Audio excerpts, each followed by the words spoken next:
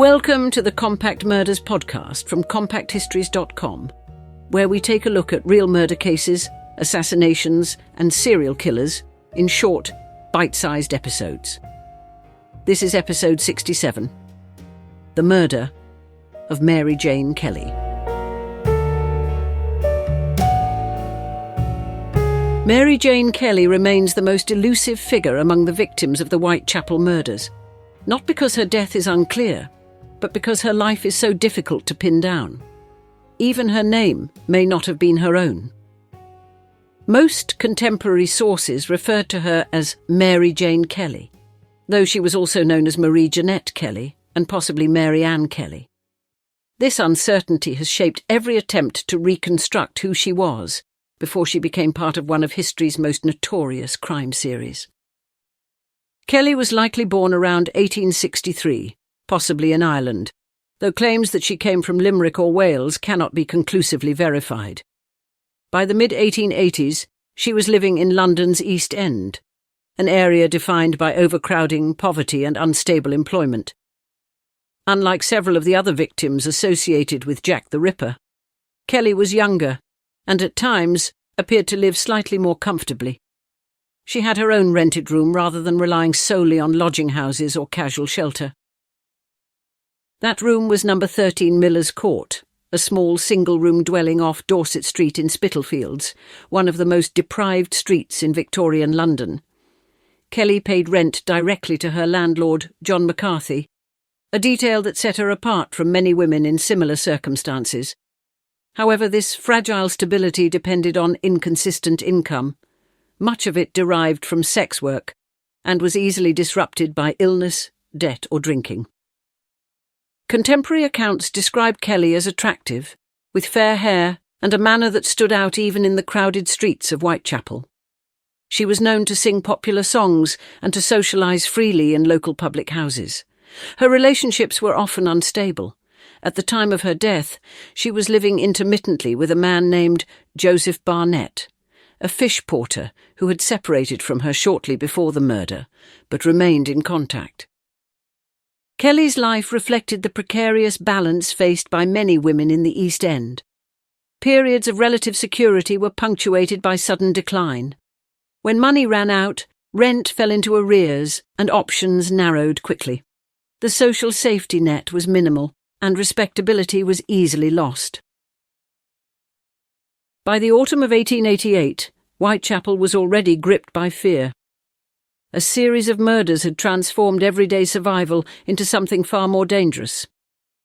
Mary Jane Kelly was not an anonymous figure passing through the district. She was known, seen and remembered by neighbours and landlords. Yet when violence reached her door, that familiarity offered no protection. Her story begins not with mystery but with vulnerability, shaped by circumstance, instability, and a city already on edge.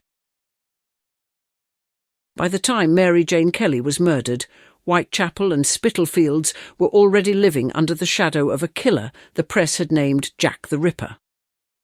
Between the 31st of August and the 30th of September 1888, 4 women had been brutally murdered within a small radius of London's East End streets.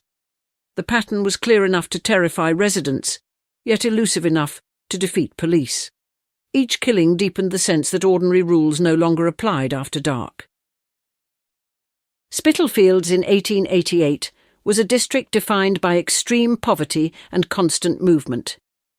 Tens of thousands of people lived packed into narrow streets, courts and lodging houses. Work was irregular, rents were paid nightly, and many residents moved frequently to avoid debt or eviction.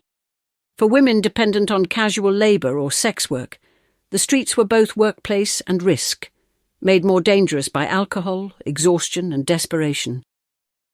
The murders followed a grim rhythm. Victims were attacked late at night or in the early hours of the morning, often in poorly lit areas. Throats were cut with force and precision, followed by mutilation.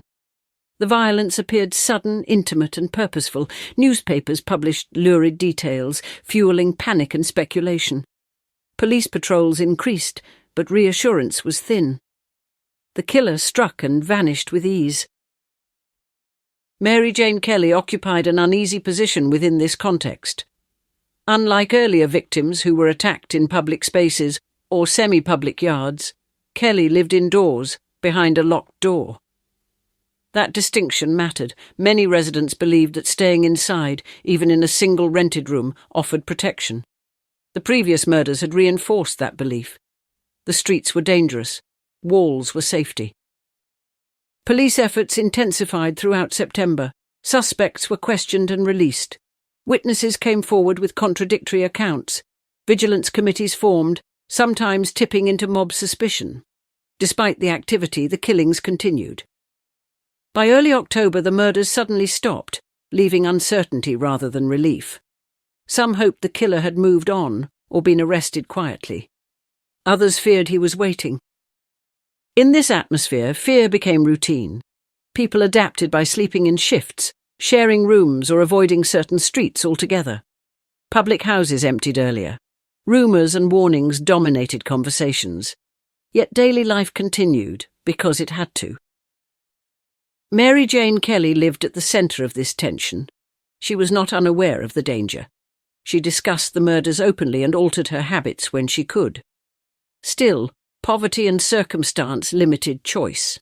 When the violence returned in November, it would do so in a way that shattered any remaining belief that the terror of Whitechapel could be kept outside a locked door.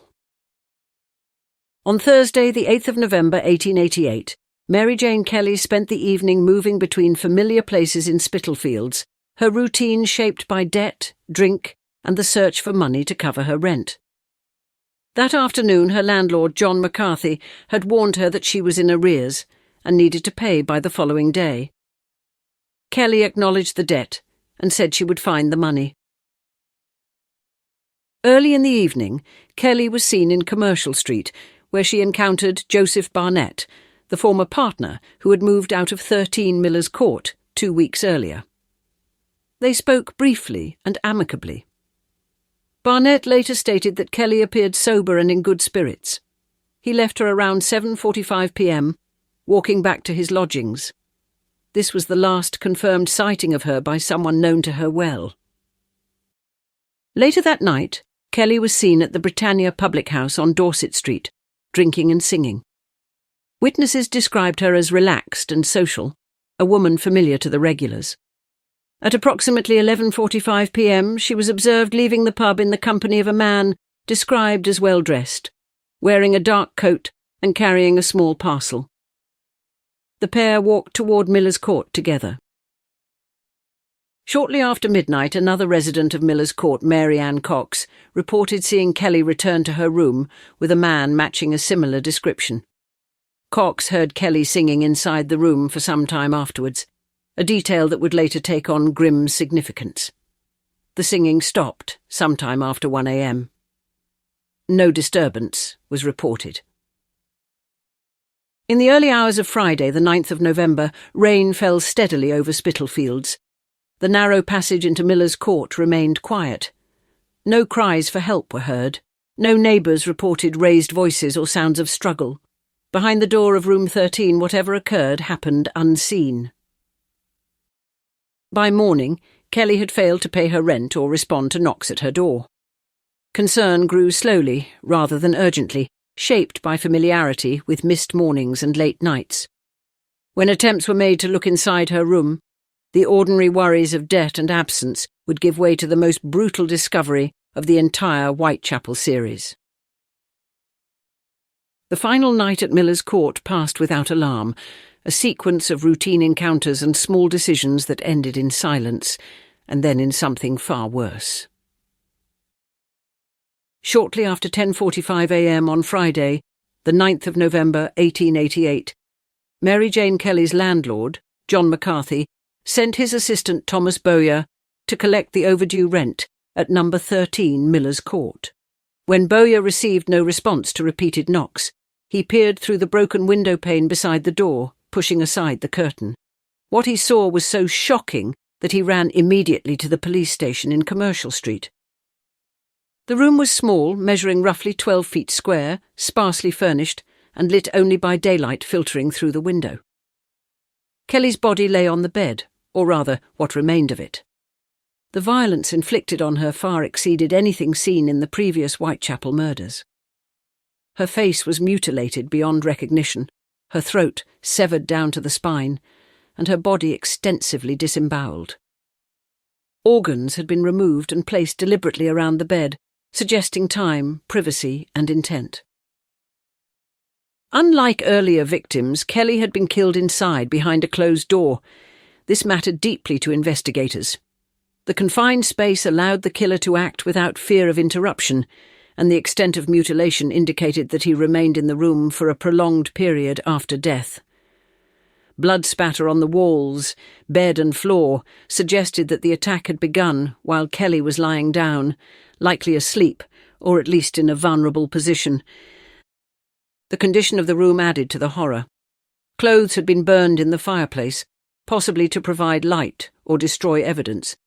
The fire was still warm when police arrived. No sign of forced entry was found. The door could be locked only from the inside, implying that Kelly had admitted her killer willingly, or at least without resistance.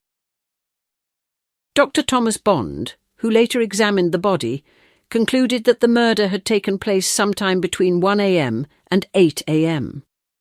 The exact time could not be fixed with certainty, but the lack of disturbance suggested the attack occurred during the quietest hours of the night. Seasoned police officers were visibly shaken. Many had attended earlier crime scenes, but this one was different in scale and intensity. The level of violence suggested not escalation alone, but culmination. This was not merely another killing in the series. It felt final. Inside that locked room, the pattern of the Whitechapel murders reached its most extreme expression. Whatever restraint had existed before was gone. When police sealed Miller's court, they were not just preserving a crime scene. They were confronting the point at which the terror of Whitechapel crossed a boundary from public violence into something far more intimate and devastating. Later on the 9th of November, a formal medical examination was conducted to establish how Mary Jane Kelly had been killed and how her murder fit within the broader Whitechapel series. The task fell primarily to Thomas Bond, a police surgeon with experience of the earlier cases. What he encountered went beyond anything previously documented. Bond concluded that Kelly's throat had been cut first, severing the carotid arteries and causing rapid loss of consciousness. The mutilations that followed were carried out after death. Unlike earlier victims whose injuries were inflicted hurriedly in public spaces, Kelly's murder showed evidence of extended activity. Organs had been removed with varying degrees of precision, suggesting a mixture of anatomical knowledge and frenzied violence rather than surgical skill. Importantly, Bond noted that the killer appeared to be left-handed, or had used the knife predominantly with his left hand, a detail that briefly influenced suspect profiling. He also stated that the wounds could have been inflicted with a single sharp knife, likely with a blade at least 6 inches long. No such weapon was ever recovered. The indoor setting complicated the investigation. While the privacy of room 13 allowed the killer time, it also eliminated witnesses. No neighbours heard a struggle. The burned clothing in the fireplace suggested an attempt to create light or destroy evidence, but no identifiable blood-stained garments belonging to the attacker were found. Despite the sheer volume of blood at the scene, there was no clear trail leading away from the court. Police canvassed Miller's Court and Dorset Street extensively. Residents were questioned, movements reconstructed, and witnesses re-interviewed. Joseph Barnett was scrutinised closely due to his former relationship with Kelly, but multiple witnesses supported his alibi, and no physical evidence linked him to the crime. Other suspects were questioned and released. Press pressure was relentless. Newspapers printed detailed descriptions of the wounds, often exaggerating or distorting medical findings. This coverage both hindered the investigation and inflamed public fear. Police were forced to balance transparency with control, a difficult task in a case already spiralling beyond containment. Despite the intensity of the response, the investigation stalled. The medical evidence confirmed brutality and opportunity, but it did not identify a killer. Kelly's murder closed the active phase of the Whitechapel killings, not because it was solved, but because it exhausted the investigation. What remained was certainty about how she died, and deep uncertainty about who had entered room 13 and left unseen. The murder of Mary Jane Kelly marked a decisive break in the Whitechapel murders. After the 9th of November, the killings attributed to Jack the Ripper stopped. There were later claims and suspected attacks, but none matched the established pattern with the same clarity. For police and the public alike, Kelly's death felt like an endpoint, not because the case had been solved, but because it had reached a level of violence from which there was nowhere further to escalate. Debate began almost immediately over whether Kelly's murder truly belonged to the same series as the earlier killings. Some investigators noted differences: the indoor setting, the extended mutilation, and the privacy afforded by a locked room.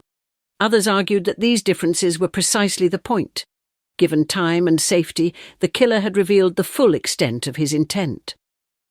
Modern consensus among historians and criminologists largely accepts Kelly as the final and most extreme of the canonical victims. The case also reshaped how the Ripper was understood. Earlier murders had taken place in streets, yards, and passageways, environments that required speed and risk. Kelly's killing suggested planning and patience, as well as the confidence to remain at the scene. This forced investigators, then and now, to reconsider assumptions about the killer's psychology, habits, and level of control. Public fascination did not fade with the end of the murders. Instead, it intensified. Mary Jane Kelly became central to Ripper scholarship, precisely because so much was known about her final hours and so little about her life. The uncertainty surrounding her identity, age, and origins made her a focus for speculation, sometimes at the expense of accuracy. Over time, she was mythologized, alternately portrayed as a tragic victim, a romantic figure, or a cipher onto which theories could be projected. For the residents of Whitechapel and Spitalfields, the legacy was more immediate. The murders prompted reforms in policing, street lighting, and public awareness of urban violence. Trust in authorities had been badly shaken, and the sense of vulnerability lingered long after the headlines moved on. Mary Jane Kelly was buried in St. Patrick's Roman Catholic Cemetery in Leytonstone. Her grave was later lost and rediscovered as interest in the case revived. She was 25 years old, or close to it, when she died. Unlike many figures associated with the Ripper story, she was not anonymous in life. She had friends, neighbours, and a room of her own. Her murder closed the Whitechapel series not with resolution but with excess. The violence reached its limit, and then stopped. What remains is not a solved case, but a historical boundary, the point at which terror peaked, and after which only questions were left behind.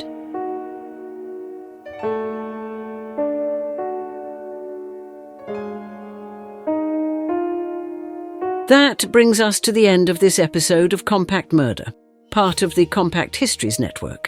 If you enjoyed it, please follow or subscribe wherever you're listening so you don't miss any future episodes, and consider leaving a rating or review, as it really helps new listeners find the show. You can find more episodes at compactmurder.com, where you can also explore our other podcasts covering biographies, history, disasters, warfare, and mysteries. You can also follow us on Facebook, Instagram, and Pinterest. Finally, please consider supporting the show directly by buying us a coffee. Head on over to compacthistories.com/murdercoffee to see how. Thanks for listening, and I'll see you next time.